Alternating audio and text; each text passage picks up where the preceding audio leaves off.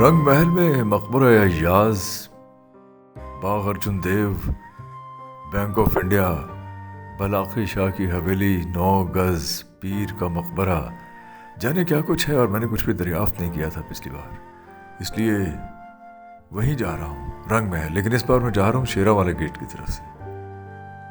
قلعہ لاہور کی دیوار کے ساتھ ساتھ چلتے ہوئے سوچ رہا ہوں کہ شاید اگلے 10 سال بعد لاہور صرف مقبروں اور گنبدوں تک ہی رہ جائے گا. گو کہ بہت کام ہو رہا ہے لاہور کے حسن کو بچانے کے لیے، تاریخی حسن کو بچانے کے لیے، لیکن کمرشلزم کے سامنے سب کچھ ہیچ ہے. کمرشلزم سب کچھ نگل لے گا.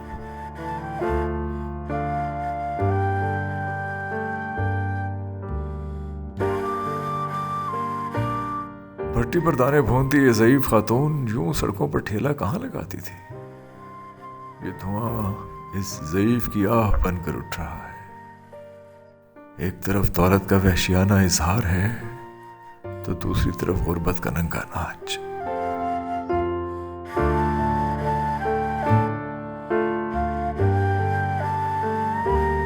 میں بہرحال شیرا والا گیٹ سے ہوتے ہوئے رنگ محل جا رہا ہوں. یہ شیرا والا گیٹ ہے جو کبھی خضری گیٹ کہلاتا تھا اور یہاں راوی سر ٹکراتا تھا. اوپر کی جانب چلتے جائیں تو آپ اعظم مارکیٹ میں داخل ہو جاتے ہیں. عجیب وضاقتہ دیکھ کر لاہوری مزاج والے کچھ کہے بغیر رہ نہیں سکتے.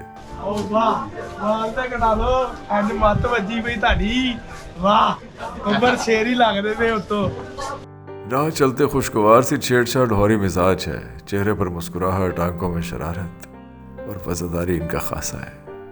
مہنگائی اور بے روزگاری نے ان کی آنکھوں سے شرارت چھین لی ہے. اب جو بھی آگے دکان کھولتا ہے بیٹھتا ہے صبح سے شام کرنے کی فکر میں سرگردہ رہتا ہے. لیکن پھر بھی لاہور کا مزاج بہرحال کہیں نہ کہیں جھلکتا محسوس ہوتا ہے. دوپہر ہونے کو ہے لیکن مسجد وزیر خان کے سائے میں پٹھورے ابھی تک چل رہے ہیں. میں پٹھوروں کی آفر چھوڑ کر نکل جانا چاہتا تھا لیکن فضا میں رچی پٹھوروں کی مہک کو رزسٹ کون کرے. تاب لائے ہی بنے گی غالب، واقعہ سخت ہے اور جان عزیز، پٹھورے کھانے ہی پڑیں گے. برسوں پہلے میں یہاں پڑھنے آیا کرتا تھا اور جیب خرچ بچا کر پٹھورے کھاتا تھا. آج 32 برس بعد یہ پٹھورے کھا رہا ہوں، یہاں کے پٹھورے. ذائقہ وہی، مہک وہی، اشتہا وہی، ندیدہ پن بھی وہی. یہ شخص سرگودا کی زبان بول رہا ہے. کیسی حلاوت ہے اس کی زبان میں. ایسے ادرک، لہسن، تھوم، پیاز، گوشت، کالی مرچ، لال مرچ، زیرہ مرچ، اجوائن، جیری. پٹھورے بہت ہی مزیدار ہیں. سردی میں پٹھورے، واہ واہ واہ، نعمت خدا بندی ہے.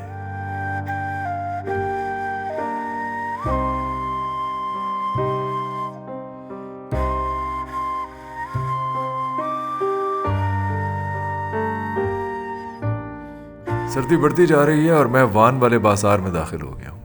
یہاں بان والے بازار میں. اور یہاں کے بابا جی لکڑی کی چارپائی بن رہے ہیں. تھوڑی دیر ہاتھ سینک لیتے ہیں ان کے پاس بیٹھ کے. لکڑ چیل دی استعمال کر رہے ہیں، پاوے ٹالی دے. یہ بھی سپیشل اسی بنوانے ہیں آرڈر دے کے تاکہ نا خرابی نہ ہوਵੇ ਇਹਨਾਂ ਕੋਲ. ਉਹਦੀ ਗਰੰਟੀ ਦੇਈਦੀ ਅਸੀਂ ਉਹਨਾਂ ਨੂੰ ਕਿ ਸਾਡੀ ਚੀਜ਼ ਦੀ ਗਰੰਟੀ ਹੋਏਗੀ. ਬੱਚਿਆਂ ਨੂੰ ਕਈ ਫਰਨੀਚਰ ਨਹੀਂ ਦਿੰਦੇ ਪਏ, ਮੰਜੇ ਹੀ ਦੇਈ ਜਾਂਦੇ ਨੇ. ਹੁਣ ਕੋਈ ਫਰਨੀਚਰ ਨਹੀਂ ਅਫੋਰਡ ਕਰ ਸਕਦਾ. ਫਰਨੀਚਰ ਹੈ ਅਸਲੇ 2 ਲੱਖ ਰੁਪਏ ਦਾ, ਅਗਰ ਮੰਜੇ ਉਹਦੇ 50,000 'ਚ ਆ ਜਾਂਦੇ ਨੇ ਤੇ ਉਹ ਚੀਜ਼ ਦਾ ਫਰਕ ਪੈ ਜਾਂਦਾ ਨਾ. بابا جی کے پاس سے نکلے تو رنگ محل چوک کی طرف جا رہے ہیں. بازار بہت حد تک کھل چکے ہیں. لیجیے صاحب، یہ رنگ محل چوک ہے اور سامنے ایک عمارت ہے جس پر تعمیر کا سن لکھا ہے 1805. ہندوستان کمرشل بینک، 1805، گوبند رام کہان چند. کہا یہ جاتا ہے کہ گوبند رام کہان چند ایک بہت بڑے تاجر تھے اور اس کمیٹی کے ممبر تھے جو ہندوستان بھر میں ہندوستان کمرشل بینک کی 5 شاخیں کھولنا چاہتی تھی، جن میں سے 2 شاخیں لاہور میں کھلنا تھی، ایک رنگ محل میں اور ایک نیلا گنبد میں. میں حیران ہوں، سرو منہ پریشاں کھڑا ہوں اس عمارت کے سامنے۔ 1808 میں تو انگریز یہاں تھے بھی نہیں۔ 1849 میں رنجیت سنگھ کا عہد ختم ہوتا ہے اور انگریز 1849 میں پنجاب پر قابض ہوئے۔ تو یہ بینک آف انڈیا یہاں کیسے کھل گیا، کیسے بن گیا، یہ عمارت کیسے بن گئی، میرے لیے حیرت کا سامان ہے۔ لیکن بہرحال بازار سے گزر کر سیڑھیاں چڑھ کر اوپر آیا ہوں، کیا اچھا نظارہ ہے۔ میرے پیچھے بازار ہے، ادھر باولی باغ ہے جو گرو ارجن دیو نے بنایا تھا۔ باولی باغ، سنہری مسجد بھی ہے، کیا شاندار باغ ہے۔ اس باغ میں جاتے ہیں ابھی۔ باولی باغ ارجن دیو جی رنگ محل چوک میں دکانوں سے گھری ایک گلی میں واقع ہے۔ ایک لمحے کو آپ ٹھٹک جاتے ہیں کہ کسی دکان میں تو نہیں گھس گئے۔ میں نے بھی مڑ کے دیکھا کہ میں کہاں جا رہا ہوں، تو کچھ دکانداروں نے مجھے اندر جانے کا اشارہ کیا۔ یہ گلی ہے، اس گلی سے گزر کر آپ باغ میں پہنچتے ہیں تو شاہ عالم مارکیٹ کی ہمہ ہمی سے ماورا چڑیا چہچہا رہی ہیں، پرندے گیت گا رہے ہیں، اور یہاں ایک دل فریب خاموشی، ایک دل فریب سا سکوت۔ گھنے درخت کی برگزیدہ شاخوں سے پیچھے سنہری مسجد پوری آب و تاب کے ساتھ جلوہ فگن ہے۔ گرو ارجن دیو نے، جو کہ سکھ مت کے 5ویں گرو تھے، یہاں ایک باولی بنوائی تھی، یعنی ایک بہت گہرا کنواں جس کی کئی منزلیں تھیں، سیڑھیاں تھیں۔ گرو جی عوامی خدمت کے جذبے سے معمور تھے۔ وہ پانی تھلے ہول بنیا سی، وہ تھلے جا کے جو اسنان یا وضو یا جو کچھ بھی ہو وہ سکھاں دا ہوندا ہے، وہ تھلے ادھر رستہ ہوندا سی۔ بولی ویکھ سکنے نا، بولی کس وقت دیکھا بند کرتا، اتنے مٹیاں پی گئی، کٹے پی گئے، ملبے پی گئے، ختم ہو گئی ہے۔ دکھاؤ تو کتنے ایسی بولی ایسے تھلے رستہ اتنے سی، ہے جی، رستہ اتنے سی، رستہ ادھروں تھلے نوں جانا سی، اگوں اگے جا کے ہول بنیا سی باقاعدہ۔ باولی باغ سے نکلا تو 1929 میں بنی بلاغی مل حویلی قریب ہی تھی۔ چلتے چلتے بلاغی مل حویلی کے پاس پہنچا ہوں۔ اس حویلی پر کبھی بلاغی مل لکھا تھا، جو مٹ کر صرف کمل بلڈنگ رہ گیا۔ اب عام طور پہ لوگ اس کی تاریخ نہیں جانتے، یہ کمل بلڈنگ ہی کہلاتی ہے۔ ساگوان کی لکڑی سے بنا ایکسٹیریئر اب تک موجود ہے۔ بلاغی مل ایک مہاجن تھے جو سود پر قرض دیتے تھے، اور کہتے ہیں کہ خضر حیات ٹوانا سمیت سارا لاہور ہی ان کا قرض دار تھا۔ پھر تقسیم ہو گئی اور وہ دہلی چلے گئے۔ کبھی شادی بیاہ پر یہ حویلی سجائی جاتی تو لوگ دور دراز سے اسے دیکھنے آیا کرتے تھے۔ آج بھی اس کی شان و شوکت کو بحال کیا جا سکتا ہے، اسے سیاحت کے لیے ورثہ بنایا جا سکتا ہے، لیکن کون کرے یہ سب؟ فورٹ سٹی اتھارٹی والوں کی نظر ابھی شاید یہاں نہیں پڑی، ورنہ اس حویلی کی تاریخی اہمیت سے انکار نہیں ہے۔ بلاغی شاہ کی حویلی سے نیچے اترے ہیں تو ایاز مسجد کی طرف جا رہے ہیں۔ ایک ہی صف میں کھڑے ہو گئے محمود و ایاز، نہ کوئی بندہ رہا نہ کوئی بندہ نواز۔ محمود غزنوی نے ہندوستان کی رچنس سے متاثر ہو کے بہت حملے کیے، سونا چرایا، اور ایک بار جاتے جاتے اپنے چہیتے غلام ایاز کو لاہور کا حاکم بھی بنا گیا۔ ایک روایت کے مطابق ایاز اس کے بیٹے مسعود کے ساتھ یہاں آئے تھے۔ یہ 11ویں صدی کا قصہ ہے۔ سنیں ایاز نے سماجی بہبود کے بہت سے کام کیے اور لاہور ہی میں وفات پائی۔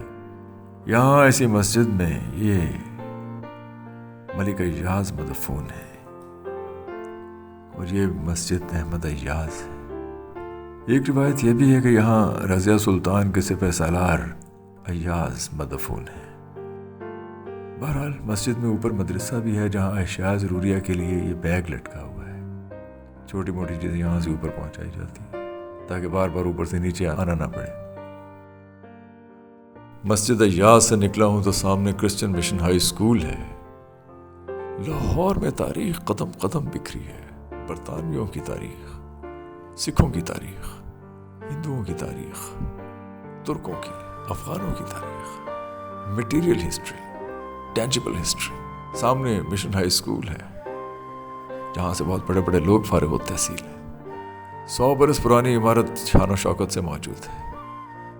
लो जी, लाहौर में आजकल ढोल बजाने वाले पता नहीं कहाँ कहाँ से आ रहे हैं। चलिए, भीख मांगने से तो अच्छा है कि ढोल बजाएं।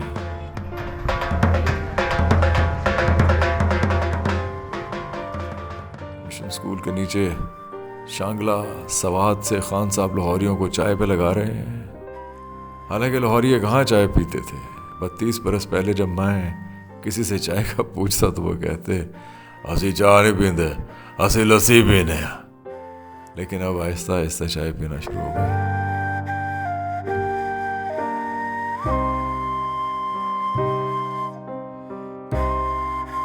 टकसाली की तरफ जाते हुए आपको जा बजा म्यूजिक इंस्ट्रूमेंट ठीक करने वाले नजर आएंगे। ये मास्टर म्यूजिक वाले हैं, हारमोनियम ठीक कर रहे हैं। देखते हैं ये कैसे ठीक करते हैं हारमोनियम। मैंने पूछा उनसे कि आप करते क्या है। जहाँ जहाँ हवा ली गई और लीकिन बंद करते हैं।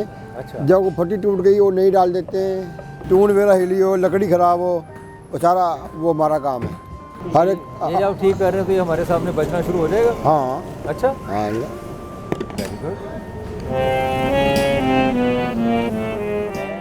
मौसीकी सुनने की हद तक तो खैर बहुत शौकीन हूँ, लेकिन इंस्ट्रूमेंट बजाने की सलाबत हम में कहाँ। बहरहाल छेड़छाड़ कर लेते हैं हारमोनियम से।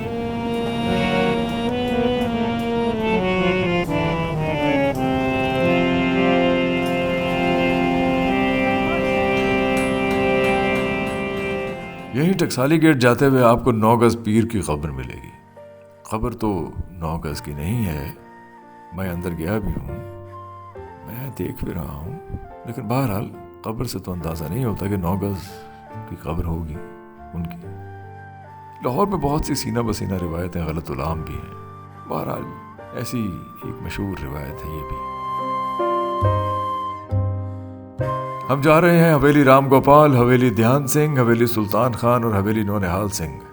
हमारे साथ रहिए, अपने कमेंट कीजिए, राय दीजिए। आपके कमेंट, आपकी राय हमारे लिए माशाल्लाह राह होती है।